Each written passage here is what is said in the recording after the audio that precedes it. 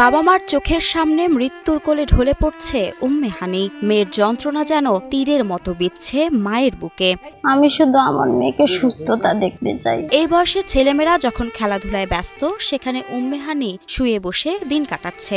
সমবয়সী সবাই এদিক সেদিক ছোটাছুটি করলেও উম্মে হানি তার রোগের কাছে অসহায়। শুয়ে থাকতে, একটু চলাফেরা করতেই হাঁপিয়ে ওঠে সে, বন্ধ হয়ে আসে শ্বাস প্রশ্বাস। চিকিৎসার অভাবে দিন দিন মৃত্যুর কোলে ঢলে পড়ছেন দিনাজপুরের হাকিমপুর উপজেলার ৪র্থ শ্রেণীতে পড়ুয়া মাদ্রাসা ছাত্রী উম্মে হানি। ১১ বছরের এই শিশু প্লাস্টিক অ্যানিমা রোগে আক্রান্ত হয়ে এখন মৃত্যুর সাথে পাঞ্জা লড়ছে। ওর বলে হার্টের নিচে একটা তরল জাতীয় জিনিস থাকে, সেটা দুর্বল হয়ে গেছে।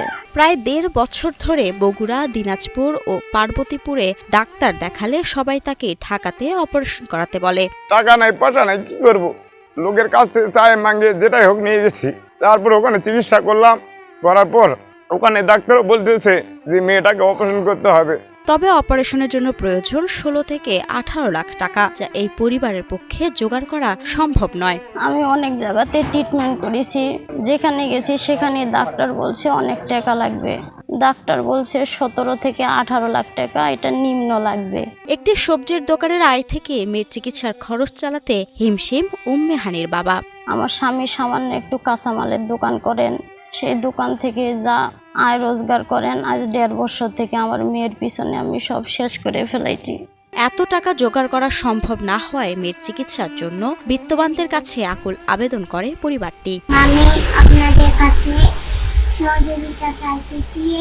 বাংলাদেশের অন্যান্য স্থানের বড় বড় জায়গা সবার থেকে আমি সাহায্য সহযোগিতা চাইতেছি আমার সন্তানের সুস্থতার জন্যে। সমাজের বিত্তবান ব্যক্তিদের সহযোগিতায় বাঁচতে পারে উম্মে হানির প্রাণ। সেই সাথে শিক্ষার জন্য স্কুলে যাওয়ার পাশাপাশি খেলার সাথীদের সাথে আবারও ফিরবে খেলার মাঠে, এমন প্রত্যাশা পরিবারের। মাহমুদা মুন্নি, ৭১।